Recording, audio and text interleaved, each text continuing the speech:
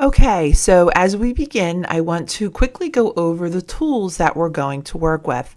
So I'm going to come to File to New, and what I'm going to do is I'm going to set up my artboard.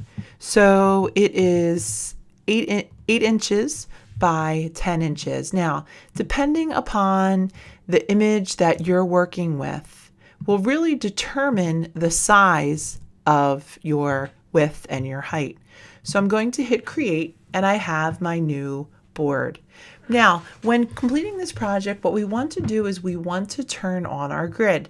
So we come to view and we come on down to show grid. Now there are a couple of other things that we want to do as well. We want to come to view and we also want to click snap to grid. So those are the two that we want to have selected. Now we want to take a closer look at our grid as well. And we can do so by coming on in and coming to our preferences. And as we take a look, coming on into guides and grids. Now it's here that we can set the size of our grid, where our grid is. We can put it in the back, but we actually want it to be in the front. So if yours is checked in back, make sure that it is not checked.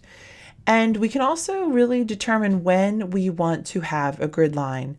And we can play around with this as we put our image in. So I'm going to hit OK, and there we have it. Now I'm going to zoom in a little bit, and the zoom tool is on my tool panel. I can click on here and come on in so I can really see my grid. Okay, I'm going to actually just put a color in, any color, and there I have it. Our pen tool will be the main tool that we work with. So we come on down and we can see we have our pen tool. Now we're going to really just focus in on the pen tool. And what we're going to find is as we come on in, we're going to click, and because we have snap to grid, we can see that every one of our lines really chooses and snaps to one of these points of the grid.